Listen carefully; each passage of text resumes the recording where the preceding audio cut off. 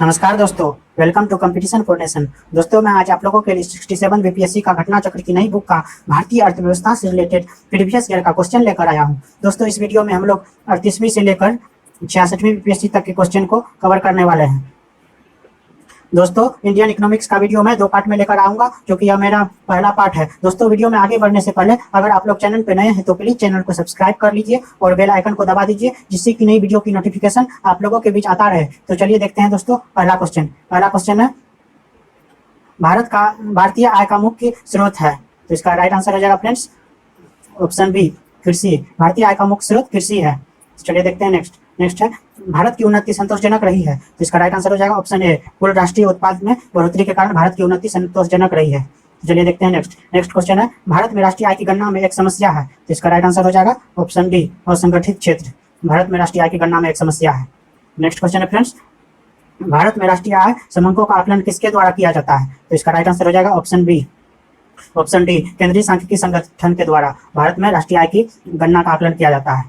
Next है, भारत में औद्योगिक क्षेत्र की उपलब्धि को मापने के लिए निम्न में से कौन सी संस्था औद्योगिक उत्पादन के सूचकांक को जारी करता है। तो इसका राइट आंसर हो जाएगा ऑप्शन सी, केंद्रीय सांख्यिकी कार्यालय सीएसओ। भारत में औद्योगिक उत्पादन सूचकांक की गणना केंद्रीय सांख्यिकी कार्यालय सीएसओ के आर्थिक सांख्यिकी प्रभाग द्वारा किया जाता है और वही इसे जारी भी करता है।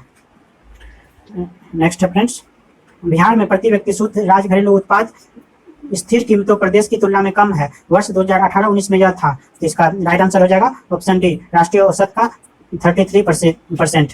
बिहार की प्रति व्यक्ति शुद्ध राज्य घरेलू उत्पाद स्थिर कीमतों पर वर्ष 2018-19 में 30,617 रुपये है, जबकि राष्ट्रीय स्तर पर यह 92,565 रुपये है। इस प्रकार बिहार की प्रति व्यक्ति आय में राष्ट्रीय औसत का 33.1% है। नेक्स्ट है, भारत को एक अल्पविकसित देश कहा जाता है। उसकी नियोजन की आवश्यकता के कारण, तीव्र गति से जनसंख्या में वृद्धि के कारण, कृषि पर अधिक निर्भरता के कारण, औद्योगिक उन्नति की मंद गति के कारण। तो इसका राइट आंसर हो जाएगा ऑप्शन डी, 2, 3 और 4। तीव्र गति से जनसंख्या में वृद्धि के कारण, कृषि पर आर्थिक निर्भरता के कारण और औद्योगिक उन्नति की मंद गति के कारण। तो चलिए देखते हैं फ्रेंड्स नेक्स्ट क्वेश्चन है, भारत में आर्थिक विकास दर अवरुद्ध रहा मुख्यतः। तो इसका राइट आंसर हो जाएगा ऑप्शन डी, उपयुक्त सभी अकुशल कृषि व्यवस्था के कारण और नियमित औद्योगिकीकरण के कारण, पाश्चात्य सामाजिक अभिवृद्धि के कारण, इन तीनों के कारण आर्थिक विकास दर अवरुद्ध रहा। तो चलिए देखते हैं नेक्स्ट है, हिंदू वृद्धि दर किससे संबंधित है। तो इसका राइट आंसर हो जाएगा ऑप्शन बी, जीडीपी से। हिंदू वृद्धि दर जीडीपी से संबंधित है। नेक्स्ट है, भारत में सीमांत कृषि भूमि जोत का आकार है। तो इसका राइट आंसर हो जाएगा ऑप्शन डी, 1 हेक्टेयर से कम। भारत में सीमांत कृषि भूमि जोत का आकार 1 हेक्टेयर से कम है। तो चलिए देखते हैं नेक्स्ट क्वेश्चन है फ्रेंड्स, बिहार में कृषि भूमि की जोतों का औसतन आकार दूसरे राज्यों की तुलना में है। तो इसका राइट आंसर हो जाएगा ऑप्शन बी, न्यूनतम से द्वितीय। कृषि जनगणना 2015-16 के अनुसार बिहार में कुल जोतों की संख्या 16.41 प्रति मिलियन है, जिसमें सीमांत जोत 0.25 है, 1.25 लघु जोत है और राष्ट्रीय औसत पर सीमांत जोत 0.38 है। तो चलिए देखते हैं नेक्स्ट क्वेश्चन है, भारत में न्यूनतम समर्थन मूल्य का निर्धारण कौन करता है। तो इसका राइट आंसर हो जाएगा ऑप्शन ए, कृषि लागत एवं मूल्य आयोग। भारत में न्यूनतम समर्थन मूल्य का निर्धारण कृषि लागत और मूल्य आयोग करता है। नेक्स्ट है, भारत में अर्थशोधन निवारण अधिनियम कब से लागू हुआ। तो इसका राइट आंसर हो जाएगा ऑप्शन डी, 2005 में। भारत में अर्थशोधन निवारण अधिनियम 2002 1 जुलाई 2005 से लागू हुआ। तो चलिए देखते हैं नेक्स्ट क्वेश्चन है, शब्द संक्षेप ट्रिम्स से क्या बनता है। तो इसका राइट आंसर हो जाएगा ऑप्शन सी, व्यापार संबंधित निवेश उपाय, यानी कि trade related investment measures. Next है, भारत सरकार ने अखिल भारतीय थोक कीमत सूचकांक के लिए आधार वर्ष 2004-5 से बदलकर किस वर्ष को बनाया है। तो इसका राइट आंसर हो जाएगा फ्रेंड्स ऑप्शन बी, 2011-12। थोक मूल्य सूचकांक की माप के लिए आधार वर्ष 2004-5 को बदलकर 2011-12 कर दिया गया है। नेक्स्ट है, भारत के किस राज्य की वर्तमान मूल्यों पर नवीनतम प्रति व्यक्ति आय न्यूनतम है। तो इसका राइट आंसर हो जाएगा फ्रेंड्स ऑप्शन ए, बिहार की। आर्थिक समीक्षा 2020-21 के अनुसार वर्ष 2019-20 वर्तमान मूल्यों पर भारतीय राज्यों में न्यूनतम प्रति व्यक्ति आय बिहार की है। यह स्थिति 31 जुलाई 2020 के अनुसार है। नेक्स्ट है, बिहार में नवीनतम वार्षिक प्रति व्यक्ति बिजली का उपभोग है। इसका राइट आंसर हो जाएगा ऑप्शन ए, न्यूनतम। बिहार आर्थिक सर्वेक्षण 2020-21 के अनुसार बिहार में प्रति व्यक्ति बिजली उपभोग वर्ष 2019-20 में 332 किलोवाट प्रति घंटा है, जो देश में बिजली का न्यूनतम उपभोग स्तर है। नेक्स्ट क्वेश्चन है, भारत में किस राज्य में कपास का औसतन उत्पादन सर्वाधिक है। तो इसका राइट आंसर हो जाएगा ऑप्शन डी, आंध्र प्रदेश राज्य में कपास का औसतन उत्पादन सर्वाधिक है। तो चलिए देखते हैं नेक्स्ट क्वेश्चन है, निम्न में से कौन सा एक 20वीं शताब्दी के 60वें दशक के अंतिम दौर की हरित क्रांति की प्रकृति का सबसे उचित वर्णन करता है। तो इसका राइट आंसर हो जाएगा ऑप्शन ई, इनमें से एक से अधिक, यानी कि उच्च उपज किस्म कार्यक्रम और बीज उर्वरक जल तकनीक, यह दोनों इसका राइट आंसर हो जाएगा। तो चलिए देखते हैं नेक्स्ट नेक्स्ट क्वेश्चन है, बिहार में प्रति 1 लाख जनसंख्या पर सड़क की लंबाई है। तो इसका राइट आंसर हो जाएगा ऑप्शन ए न्यूनतम। बिहार आर्थिक समीक्षा 2019-20 के अनुसार वर्ष 2017 में राष्ट्रीय औसत पर प्रति 1 लाख लोगों पर लगभग 386 किलोमीटर सड़क है। वहीं बिहार में यह 181 किलोमीटर प्रति लाख व्यक्ति है, जो राष्ट्रीय औसत से कम है तथा राज्यों में न्यूनतम स्थान पर है। नेक्स्ट क्वेश्चन है फ्रेंड्स, निम्नलिखित में से कौन सा उपागम प्रो अमृत सेन से संबंधित है? तो इसका राइट आंसर हो जाएगा ऑप्शन बी सक्षमता उपागम। सक्षमता उपागम का विकास 1980 के दशक में कल्याणकारी अर्थशास्त्र के वैकल्पिक दृष्टिकोण के रूप में हुआ। सक्षमता उपागम का मुख्य ध्येय व्यक्ति के स्वतंत्रता, कल्याण की बहुआयामी प्रकृति का विकास करना एवं व्यक्तिगत विषमता को दूर करना होता है। नेक्स्ट है फ्रेंड्स, यह सत्य होगा कि भारत को परिभाषित किया जाए। यह सत्य होगा कि भारत को परिभाषित किया जाए। तो इसका राइट आंसर हो जाएगा ऑप्शन बी एक श्रम अधिक वाली अर्थव्यवस्था के रूप में। यह सत्य होगा कि भारत को परिभाषित किया जाए एक श्रम अधिक वाली अर्थव्यवस्था के रूप में फ्रेंड्स। तो चलिए देखते हैं नेक्स्ट नेक्स्ट है, भारत के सकल घरेलू उत्पाद में कृषि एवं उससे संबंधित प्रक्षेत्र का अंश है। तो इसका राइट आंसर हो जाएगा ऑप्शन डी 15%। 2008-9 में देश के सकल घरेलू उत्पाद की कृषि एवं उससे संबंधित क्षेत्र का अंश लगभग 15% था। नेक्स्ट है, निम्नलिखित में से कौन सा एक राष्ट्रीय खाद्य सुरक्षा मिशन में शामिल नहीं है? तो इसका राइट आंसर हो जाएगा ऑप्शन ए तिलहन। तिलहन राष्ट्रीय खाद्य सुरक्षा मिशन में शामिल नहीं है। नेक्स्ट है, भारत में खाद्य प्रबंधन कानून में से कौन सा एक उद्देश्य नहीं है? तो इसका राइट आंसर हो जाएगा ऑप्शन डी खाद्यान्नों का निर्यात। नेक्स्ट क्वेश्चन है, किस वर्ष कृषि और संबंध क्षेत्रों की वार्षिक औसत वृद्धि दर नकारात्मक हो गई थी? तो इसका राइट आंसर हो जाएगा ऑप्शन ए 2002 से 3 में। नेक्स्ट है, भारत के केंद्रीय बजट में संस्थागत कृषि साख का प्रवाह बढ़ाने के लिए वर्ष 2020-21 के लिए क्या साख लक्ष्य रखा गया है? तो इसका राइट आंसर हो जाएगा ऑप्शन सी 15 लाख करोड़ रुपये। केंद्रीय बजट 2020-21 में कृषि साख के लिए 15 लाख करोड़ रुपये का प्रावधान किया गया था। केंद्रीय बजट 2021-22 में कृषि साख 16.5 लाख करोड़ रुपये की घोषणा की गई है। नेक्स्ट है, निम्नलिखित कथनों पर विचार कीजिए। तो इसका पहला कथन है, वर्षा बीमा भारतीय कृषि बीमा कंपनी लिमिटेड द्वारा किया जाता है। दूसरा कथन है, यह योजना वर्ष 2007 के दौरान दक्षिण पश्चिम मानसून अवधि में शुरू की गई थी। तो इसका राइट आंसर हो जाएगा फ्रेंड्स ऑप्शन ए केवल 1। उपयुक्त कथनों में से कौन से सही है? तो इसका राइट आंसर केवल 1 हो जाएगा। वर्षा बीमा भारतीय कृषि कंपनी लिमिटेड द्वारा किया जाता है। नेक्स्ट है, माइक्रो लघु और उद्यम विकास अधिनियम 2006 के अनुसार निम्नलिखित में से कौन सी एक निर्माणी क्षेत्र के मध्यम उद्योगों हेतु निर्धारित निवेश की सीमा है? तो इसका राइट आंसर हो जाएगा ऑप्शन सी 5 करोड़ रुपये से अधिक और 10 करोड़ रुपये से कम। नेक्स्ट क्वेश्चन है फ्रेंड्स, केंद्र सरकार के भारी उद्योग एवं सार्वजनिक उद्यम मंत्रालय द्वारा लघु रत्न श्रेणी 1 उद्योग को अधिकतम कितनी धनराशि तक वित्तीय स्वायत्तता दी गई है? तो इसका राइट आंसर हो जाएगा ऑप्शन डी 500 करोड़ रुपये। मिनीरत्न का दर्जा प्राप्त पीएसयू को बिना सरकार की मंजूरी लिए 500 करोड़ रुपये तक के निवेश की स्वायत्तता होती है। जनवरी 2020 तक भारत में कुल महारत्न 14 है, वहीं 74 मिनीरत्न कंपनियां हैं। नेक्स्ट क्वेश्चन है फ्रेंड्स, सरकारी व्यय को नियंत्रित करने का प्राधिकारी है। तो इसका राइट आंसर हो जाएगा ऑप्शन सी वित्त मंत्रालय। सरकारी व्यय को नियंत्रित करने का प्राधिकार वित्त मंत्रालय के अधीन है। नेक्स्ट है, केंद्रीय सरकार के निम्नलिखित महत्वपूर्ण कर राजस्व के स्रोतों पर विचार कीजिए। निगम कर के अलावा अन्य आयकर कर, कस्टम्स, संघ उत्पादन शुल्क। सकल कर राज्य के मामले में इनका सही अवरोही क्रम निम्नलिखित में से कौन है?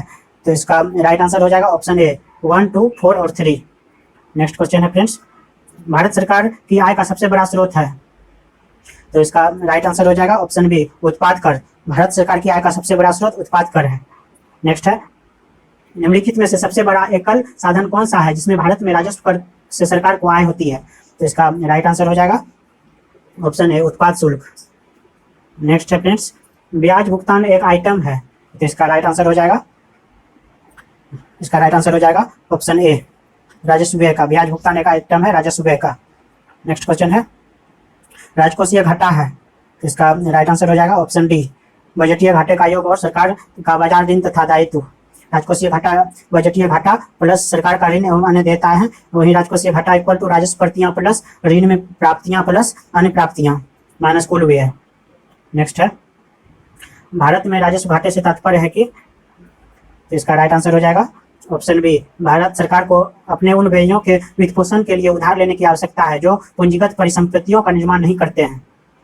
नेक्स्ट है फ्रेंड्स, प्रभावी राजस्व घाटा किस केंद्रीय बजट में पेश किया गया है? तो इसका राइट आंसर हो जाएगा ऑप्शन बी 2011-12 में। प्रभावी राजस्व घाटा 2011-12 में पेश किया गया है। तो चलिए देखते हैं नेक्स्ट क्वेश्चन है, संशोधित मूल्य वर्धित कर का संबंध है। तो इसका राइट आंसर हो जाएगा ऑप्शन डी उत्पाद कर से। संशोधित मूल वर्धित कर का संबंध केंद्रीय उत्पाद शुल्क से है। नेक्स्ट है, भारत में सेवा कर का किस वर्ष प्रारंभ किया गया था? तो इसका राइट आंसर हो जाएगा ऑप्शन ए 1994-95 में। सेवा कर एक अप्रत्यक्ष कर है। इसे चलैया समिति की संस्तुति पर वर्ष 1994-95 के वित्तीय वर्ष की अवधि में वित्त अधिनियम 1994 द्वारा लागू किया गया था। यह संघ सूची का विषय है। नेक्स्ट क्वेश्चन है, स्तंभ और स्तंभ को मिलान कीजिए फ्रेंड्स।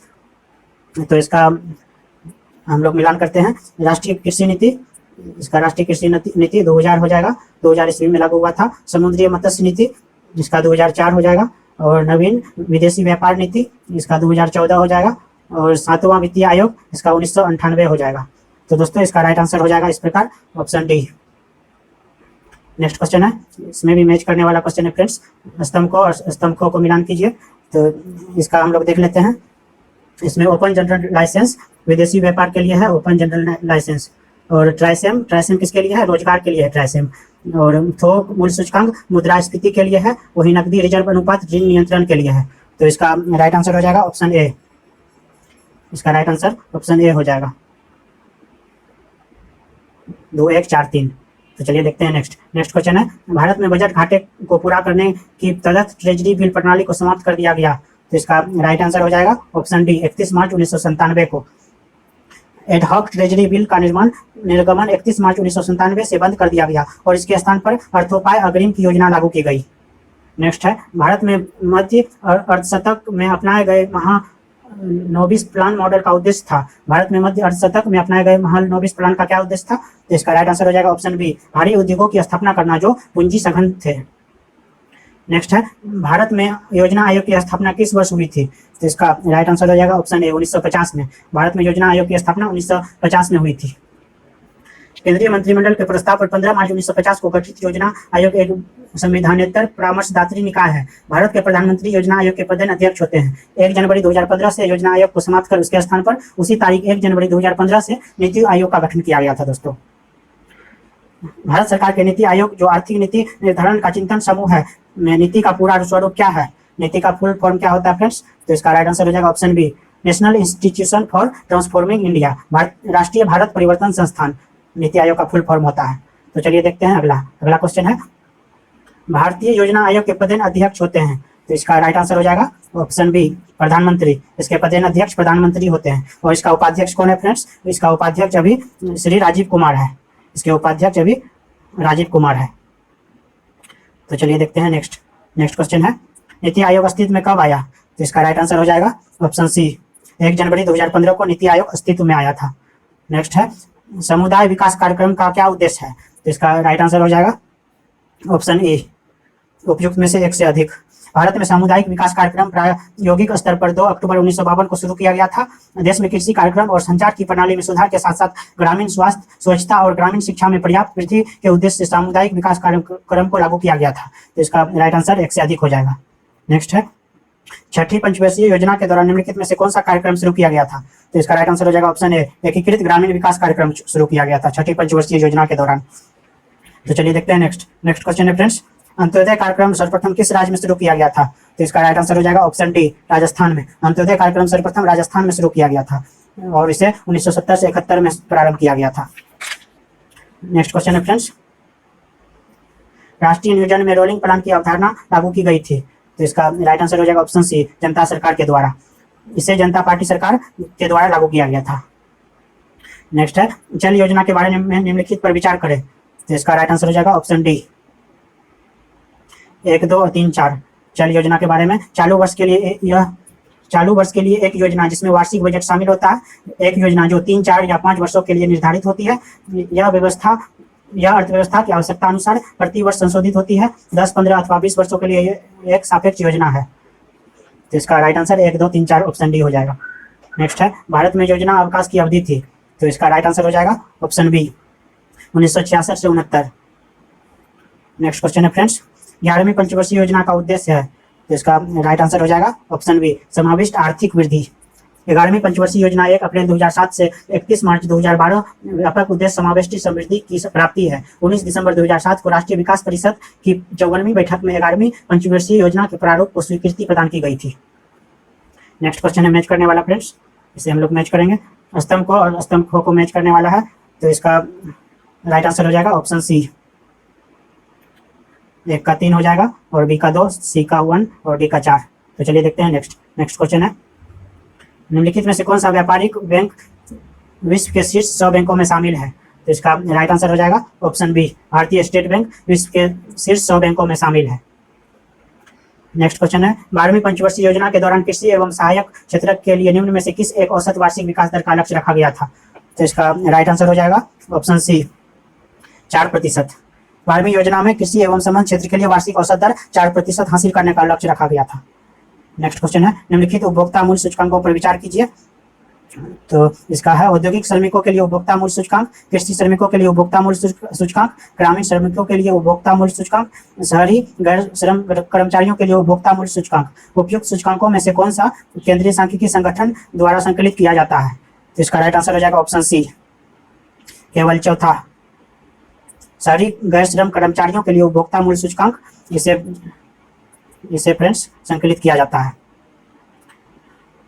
नेक्स्ट क्वेश्चन है, भारत में वित्तीय क्षेत्र के सुधारों में शामिल है? तो इसका राइट आंसर हो जाएगा ऑप्शन डी, उपयुक्त सभी। CRR और SLR को कम करना, बीमा क्षेत्र में निजी कंपनियों का प्रवेश, ब्याज दर का विनियमन।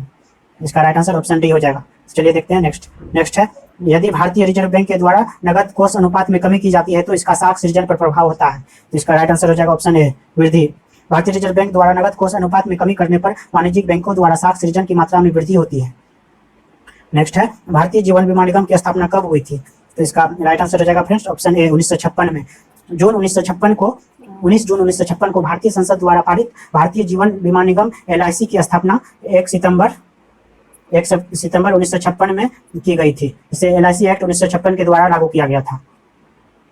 नेक्स्ट क्वेश्चन है फ्रेंड्स, विदेशी मुद्रा जिसमें त्वरित प्रवास की प्रवृत्ति होती है कहलाती है? तो इसका राइट आंसर हो जाएगा ऑप्शन ए, गर्म मुद्रा। विदेशी मुद्रा जिसमें त्वरित प्रवास की प्रवृत्ति होती है गर्म मुद्रा कहलाती है। निवेशकों द्वारा उच्च ब्याज दर से लाभ प्राप्ति हेतु इस प्रकार की मुद्रा का प्रवाह एक दूसरे देश से दूसरे देश में आसानी से किया जाता है। नेक्स्ट है, RN मल्होत्रा कमेटी संबंधित है? तो इसका राइट आंसर हो जाएगा ऑप्शन सी, बीमा क्षेत्र से। RN मल्होत्रा कमेटी बीमा क्षेत्र से संबंधित है।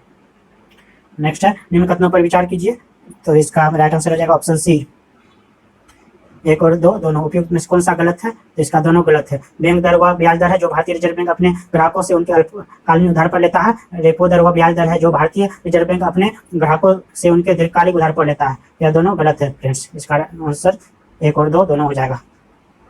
तो चलिए देखते हैं नेक्स्ट क्वेश्चन है, 1 रुपये के नोट का हस्ताक्षर होता है। 1 रुपये के नोट पर किसका हस्ताक्षर होता है? तो इसका राइट आंसर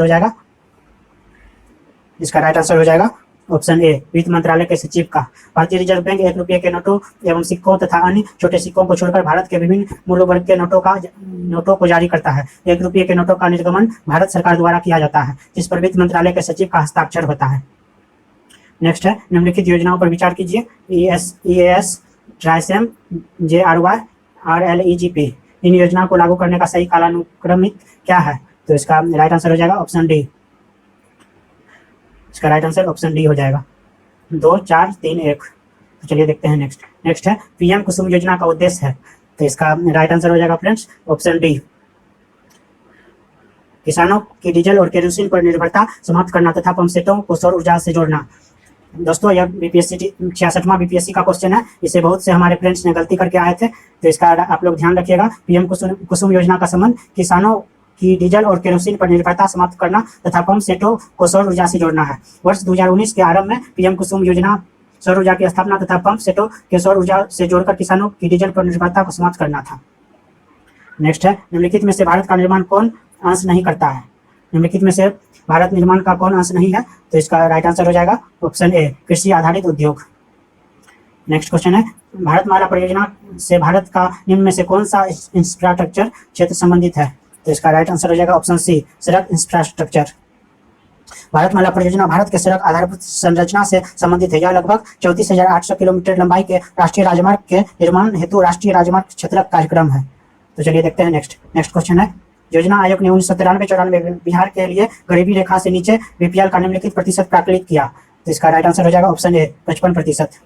नेक्स्ट क्वेश्चन है, विश्व बैंक की रिपोर्ट के अनुसार भारत में 50% से अधिक निर्धन इन 4 राज्यों में निवास करते हैं। तो इसका राइट आंसर हो जाएगा ऑप्शन ए, बिहार, उत्तर प्रदेश, मध्य प्रदेश और उड़ीसा। इन 4 राज्यों में 50% से अधिक निर्धन निवास करते हैं। नेक्स्ट है भारतीय योजनाओं आयोग के अनुसार निम्नलिखित में से कौन से गरीब रेखा से नीचे है? तो इसका राइट आंसर हो जाएगा ऑप्शन सी 2 और 3। इसका राइट आंसर ऑप्शन सी हो जाएगा 2 और 3। ग्रामीण क्षेत्रों में प्रति व्यक्ति 26 रुपये प्रतिदिन, नगरीय क्षेत्रों में प्रति व्यक्ति 32 रुपये प्रतिदिन। तो चलिए देखते हैं नेक्स्ट है भारत अधिकतम विदेशी मुद्रा किसके निर्यात से कमाता है? तो इसका राइट आंसर हो जाएगा ऑप्शन सी कपड़ा। भारत अधिकतम विदेशी मुद्रा कपड़ा के निर्यात से कमाता है। नेक्स्ट है भारत से निर्यात होने वाली सबसे महत्वपूर्ण वस्तु है? तो इसका राइट आंसर हो जाएगा ऑप्शन बी कपड़े। भारत से निर्यात होने वाली सबसे महत्वपूर्ण वस्तु कपड़े हैं। नेक्स्ट है नंदीग्राम क्षेत्र से SEZ नीति के अंतर्गत किस समूह को अनुमति दी गई थी? तो इसका राइट आंसर हो जाएगा ऑप्शन सी सलीम समूह को। पश्चिम बंगाल के नंदीग्राम क्षेत्र से सेज नीति के अंतर्गत सलीम समूह को विशेष तौर से जेम्स एंड ज्वेलरी के लिए अनुमति दी गई थी। दोस्तों नंदीग्राम फेमस हुआ है इस बार भी क्योंकि यहाँ से ममता बनर्जी चुनाव लड़ी थी जो कि हार गई थी। नेक्स्ट है निम्नलिखित में से किन वर्षों में व्यापार संतुलन भारत के लिए अनुकूल था? तो इसका राइट आंसर हो जाएगा ऑप्शन बी 1972, 73 और 1976, 77 इसमें व्यापार संतुलन अनुकूल था। नेक्स्ट है नई मुद्रा यूरो किस वर्ष में प्रारंभ की गई? तो इसका राइट आंसर हो जाएगा ऑप्शन डी 1999 में। 1 जनवरी 1999 से प्रचलन में आई यूरोपीय संघ की एकल मुद्रा यूरो लेखा की इकाई थी तथा 1 जनवरी 2002 से यह वास्तव में चलन में है। इसे वर्तमान में यूरोपीय संघ के 19 देशों द्वारा अपनाया गया है। नेक्स्ट है रुपये का परिवर्तनीय का तात्पर्य है? रुपये की परिवर्तनीयता का क्या तात्पर्य है? तो इसका राइट आंसर हो जाएगा ऑप्शन सी रुपयों को अन्य प्रमुख मुद्राओं और अन्य प्रमुख मुद्राओं को रुपयों में मुक्त रूप से परिवर्तित करके देने की अनुमति। नेक्स्ट है भारत सरकार के कुल विद्युत उत्पादन में जल विद्युत का योगदान कितना है? तो इसका राइट आंसर हो जाएगा ऑप्शन ए 10%। जल विद्युत का कुल विद्युत उत्पादन में योगदान 10.6% है। नेक्स्ट क्वेश्चन है दोस्तों राष्ट्रीय जलमार्ग 1 जोड़ता है? तो इसका राइट आंसर हो जाएगा ऑप्शन सी हल्दिया को इलाहाबाद से। राष्ट्रीय जलमार्ग 1 हल्दिया को इलाहाबाद से जोड़ता है। भागीरथी हुगली गंगा नदी तंत्र के इलाहाबाद से हल्दिया तक के भाग को राष्ट्रीय जलमार्ग संख्या 1 घोषित किया गया है। इसकी स्थापना वर्ष 1986 में हुई थी। इसकी कुल लंबाई 1620 किलोमीटर है। यह देश का सबसे लंबा आंतरिक जलमार्ग है। नेक्स्ट क्वेश्चन है भारत में किस क्षेत्र में प्रत्यक्ष विदेशी निवेश इक्विटी प्रवाह उच्चतम है? तो इसका राइट आंसर हो जाएगा ऑप्शन डी सेवा क्षेत्र में। वित्तीय वर्ष 2020-21 में सर्वाधिक प्रत्यक्ष विदेशी निवेश कंप्यूटर सॉफ्टवेयर और हार्डवेयर क्षेत्र में तथा दूसरे स्थान पर सेवा क्षेत्र में हुआ है। नेक्स्ट है निम्नलिखित में से भारत का कौन सा औद्योगिक और आर्थिक गलियारा जापान के सहारे से विकसित किया जा रहा है? तो इसका राइट आंसर हो जाएगा ऑप्शन सी दिल्ली मुंबई गलियारा। भारत का दिल्ली मुंबई औद्योगिक गलियारा जापान के सहयोग से विकसित किया जा रहा है। भारत और जापान सरकार के मध्य वर्ष 2006 में इस पर समझौता हुआ था। नेक्स्ट है भारतीय रिजर्व बैंक का वर्तमान गवर्नर कौन है? तो इसका राइट आंसर हो जाएगा friends option D Urjit Patel. RBI के गवर्नर उर्जित पटेल 4 दिसंबर 2016 से 11 दिसंबर 2018 तक थे। वर्तमान में भारतीय रिजर्व बैंक के गवर्नर शक्तिकांत दास है। जब एग्जाम हुआ था 63वीं बीपीएससी का उस समय दोस्तों उर्जित पटेल थे, अभी शक्तिकांत दास हैं। शक्तिकांत दास हैं अभी इसका गवर्नर। आप लोग कंफ्यूज मत कीजिएगा दोस्तों। तो चलिए देखते हैं नेक्स्ट क्वेश्चन है विश्व बैंक के नवीनतम विकास प्रतिवेदन के अनुसार भारतीय अर्थव्यवस्था की स्थिति है? तो इसका राइट आंसर हो जाएगा ऑप्शन डी 5वीं बड़ी अर्थव्यवस्था। विश्व बैंक के तत्कालीन विकास प्रतिवेदन के अनुसार क्रय शक्ति क्षमता भारतीय अर्थव्यवस्था विश्व की 5वीं बड़ी अर्थव्यवस्था थी। नेक्स्ट है G15 है। G15 क्या है? तो इसका राइट आंसर हो जाएगा ऑप्शन डी विश्व के विकासशील देशों का संगठन, इसे G15 कहा जाता है। नेक्स्ट है इन देशों में से कौन सा एक देश G8 समूह का सदस्य नहीं है? तो इसका राइट आंसर हो जाएगा ऑप्शन सी स्पेन। स्पेन G8 समूह का सदस्य नहीं है। नेक्स्ट है आसियान इसके लिए है। आसियान किसके लिए फ्रेंड्स? तो इसका राइट आंसर हो जाएगा option C Association of South East Asian Nations. ASEAN Association of South East Asian Nations दक्षिण पूर्व एशियाई राष्ट्रों का संघ है। नेक्स्ट है भारतीय विकास फोरम IDF पहले जाना जाता था। तो इसका राइट आंसर हो जाएगा ऑप्शन ए भारत सहायता क्लब के नाम से। भारतीय विकास फोरम IDF को पहले भारत सहायता क्लब के रूप में जाना जाता था। नेक्स्ट क्वेश्चन है फ्रेंड्स वर्तमान में बिहार में संपत्ति का मुख्य स्रोत क्या है? तो इसका राइट आंसर हो जाएगा ऑप्शन बी कृषि। वर्तमान में बिहार में संपत्ति का मुख्य स्रोत कृषि है।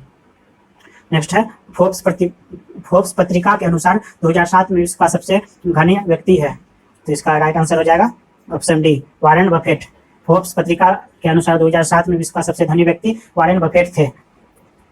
वर्ष 2021 में फोर्ब्स पत्रिका की 35वीं वार्षिक अरबपतियों की सूची में जेफ बेजोस जो कि अमेजन के मालिक हैं प्रथम स्थान पर है। नेक्स्ट है वर्ष 2006-07 में बिहार का विकासात्मक व्यय इसके कुल व्यय का था। तो इसका राइट आंसर हो जाएगा ऑप्शन ए 60%। नेक्स्ट क्वेश्चन है फ्रेंड्स भारत की कुल जनसंख्या कितनी है? तो इसका राइट आंसर हो जाएगा ऑप्शन डी इनमें से कोई नहीं है। भारत की कुल जनसंख्या भारत की कुल जनसंख्या 2011 के अंतिम आंकड़ों के अनुसार लगभग 121 करोड़ के आसपास थी। 121 करोड़ के आसपास थी। तो चलिए देखते हैं नेक्स्ट क्वेश्चन है, जनसंख्या 2001 के अनुसार भारत में जनसंख्या का घनत्व प्रति वर्ग किलोमीटर है। तो इसका राइट आंसर हो जाएगा ऑप्शन बी, 324 व्यक्ति प्रति वर्ग किलोमीटर। तो चलिए देखते हैं नेक्स्ट है, भारतीय जनगणना 2011 के अनुसार निम्न राज्यों में से किस एक में जनसंख्या का घनत्व सर्वाधिक है। तो इसका राइट आंसर हो जाएगा ऑप्शन सी, बिहार में जनसंख्या का घनत्व सर्वाधिक है। इसमें 1106 व्यक्ति प्रति वर्ग किलोमीटर है बिहार में जनसंख्या का घनत्व। चलिए देखते हैं नेक्स्ट है, 2001 की जनगणना के अनुसार बिहार भारत का डैश बड़ा जनसंख्या वाला राज्य है। तो इसका राइट आंसर हो जाएगा ऑप्शन बी, तीसरा। 2001 की जनगणना के अनुसार बिहार भारत का तीसरा बड़ा जनसंख्या वाला राज्य है। पहले स्थान पर उत्तर प्रदेश है, वहीं महाराष्ट्र दूसरे स्थान पर है और पश्चिम बंगाल चौथे स्थान पर है। अगला क्वेश्चन है, 2001 की जनगणना के अनुसार भारत की जनसंख्या का डैश प्रतिशत बिहार राज्य में निवास करती है। तो इसका राइट आंसर हो जाएगा ऑप्शन ए, 8%। 2001 की जनगणना के अनुसार भारत की जनसंख्या का 8% बिहार राज्य में निवास करती है। नेक्स्ट है, 2001 की जनगणना के अनुसार बिहार राज्य की कुल जनसंख्या कितनी है। तो इसका राइट आंसर हो जाएगा दोस्तों ऑप्शन ए, 8 करोड़ 82 करोड़ 9,98,509 82 करोड़ 9,98,509 है 2001 की जनसंख्या के अनुसार बिहार की कुल जनसंख्या। नेक्स्ट है, निम्न में से किस राज्य में अनुसूचित जाति के लोगों की संख्या सबसे अधिक है। तो इसका राइट आंसर हो जाएगा ऑप्शन सी, उत्तर प्रदेश। उत्तर प्रदेश में अनुसूचित जाति के लोगों की संख्या सबसे अधिक है। नेक्स्ट है, शिशु मृत्यु दर क्या है। शिशु मृत्यु दर क्या है, तो इसका राइट आंसर हो जाएगा दोस्तों ऑप्शन बी, हर 1000 जीवित जन्मों में से पहले जन्मदिन से पहले मरने वाले बच्चों की संख्या का अनुपात। हर 1000 जीवित जन्मों में से अपने पहले जन्मदिन से पहले मरने वाले बच्चों की संख्या का अनुपात शिशु मृत्यु दर कहलाता है। नेक्स्ट है, भारत में 1991 से 2001 में साक्षरता दर की वृद्धि है। तो इसका राइट आंसर हो जाएगा ऑप्शन बी, 12.6%। भारत में 1991 से 2001 में साक्षरता दर में वृद्धि दर 12.6% थी। चलिए देखते हैं नेक्स्ट है, जनसंख्या 2011 के अनुसार भारत में महिला साक्षरता दर थी। तो इसका राइट आंसर हो जाएगा ऑप्शन ए, इनमें से कोई नहीं, क्योंकि महिला साक्षरता दर उस समय 65.46% थी। तो चलिए देखते हैं नेक्स्ट क्वेश्चन है, 2011 की जनगणना में फोटो, उंगली के निशान और आंख की पुतली के चित्रण के लिए किसी व्यक्ति की न्यूनतम आयु क्या है। तो इसका राइट आंसर हो जाएगा 2001 की जनगणना में फोटो, उंगली के निशान और आंख की पुतली के प्रतिचित्रण के लिए किसी व्यक्ति की न्यूनतम आयु 5 वर्ष निर्धारित है। न्यूनतम आयु कितना वर्ष है, 5 वर्ष निर्धारित है, इसलिए इनमें से कोई नहीं हो जाएगा दोस्तों। नेक्स्ट है, भारत में कृषि क्षेत्र श्रम शक्ति के कितने प्रतिशत लोगों को प्रत्यक्ष रोजगार प्रदान करता है। तो इसका राइट आंसर हो जाएगा ऑप्शन डी, 65%। वर्ष 2001-2 में भारत की 110 करोड़ आबादी में से 65% लोग के लिए खेती जीवन का एक ढंग एवं आजीविका का एक प्रमुख साधन था। नेक्स्ट है, निम्नलिखित स्रोतों में से किससे भारतवर्ष सबसे अधिक विद्युत प्राप्त करता है। तो इसका राइट आंसर हो जाएगा ऑप्शन बी, तापीय स्रोतों में से भारतवर्ष सबसे अधिक विद्युत प्राप्त करता है। नेक्स्ट है, 1991 की नई आर्थिक नीति का लक्ष्य था। तो इसका राइट आंसर हो जाएगा ऑप्शन डी, इनमें से सभी, उदारीकरण, निजीकरण और भूमंडलीकरण। नेक्स्ट है, तेल एवं प्राकृतिक गैस आयोग ONGC कब स्थापित हुआ था। तो इसका राइट आंसर हो जाएगा दोस्तों ऑप्शन डी, 1956 में।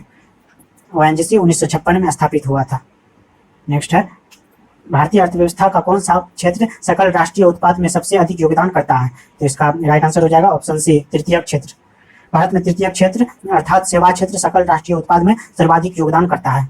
नेक्स्ट क्वेश्चन है, निम्नलिखित में से भारत की राष्ट्रीय आय का सबसे मुख्य स्रोत है। तो इसका राइट आंसर हो जाएगा ऑप्शन ए, सेवा क्षेत्र। नेक्स्ट क्वेश्चन है, सापेक्ष निर्धनता का अर्थ है, रिलेटिव पॉवर्टी का क्या अर्थ है। तो इसका राइट आंसर हो जाएगा फ्रेंड्स ऑप्शन डी, आर्थिक असमानताएं।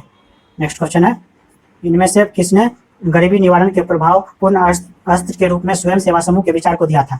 इनमें से किसने गरीबी निवारण के प्रभावपूर्ण अस्त्र के रूप में स्वयं सेवा समूह के विचार को दिया था। तो इसका राइट आंसर हो जाएगा ऑप्शन बी, मोहम्मद यूनुस। स्वयं सहायता समूह का विचार बांग्लादेश के नोबेल शांति पुरस्कार विजेता प्रोफेसर मोहम्मद यूनुस के दिमाग की उपज थी, जिन्होंने वर्ष 1976 में ग्रामीण बैंक ऑफ बांग्लादेश की शुरुआत की थी।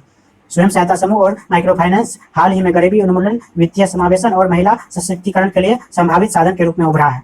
तो चलिए देखते हैं नेक्स्ट 113 नंबर क्वेश्चन है फ्रेंड्स, पिछले दशक के दौरान भारतीय अर्थव्यवस्था के किस क्षेत्र का महत्वपूर्ण विकास हुआ है। तो इसका राइट आंसर हो जाएगा ऑप्शन सी, तृतीय क्षेत्र का महत्वपूर्ण विकास हुआ है। तृतीय वित्तीय वर्ष 1991-92 में भारत के सकल घरेलू उत्पाद में तृतीय क्षेत्र अर्थात सेवा क्षेत्र का योगदान 41% से बढ़कर 2020-21 में 54% हो गया है। नेक्स्ट है, किसी किसी देश की प्रति व्यक्ति आय प्राप्त की जाती है? तो इसका राइट आंसर हो जाएगा ऑप्शन सी, राष्ट्रीय आय एवं जनसंख्या दोनों से। नेक्स्ट क्वेश्चन है, भारत के आर्थिक सुधार का जनक किसे कहा जाता है? तो इसका राइट आंसर हो जाएगा option C, doctor Manmohan Singh को। डॉक्टर मनमोहन सिंह को भारत के आर्थिक सुधार का जनक कहा जाता है। नेक्स्ट क्वेश्चन है फ्रेंड्स, वैश्वीकरण में सम्मिलित नहीं है? तो इसका राइट आंसर हो जाएगा ऑप्शन डी, सार्वजनिक क्षेत्र की इक्विटी का विनिवेश। वैश्वीकरण में सार्वजनिक क्षेत्र की इक्विटी का विनिवेश सम्मिलित नहीं है, जबकि आयात शुल्क में कमी, आयात लाइसेंसिंग का उन्मूलन आदि शामिल है।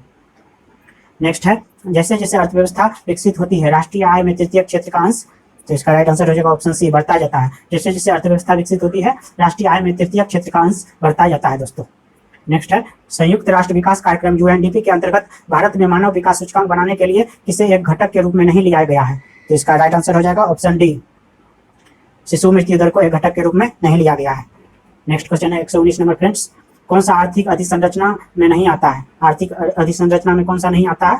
तो इसका राइट आंसर हो जाएगा ऑप्शन सी, शिक्षा एवं स्वास्थ्य आर्थिक अधिसंरचना में नहीं आता है।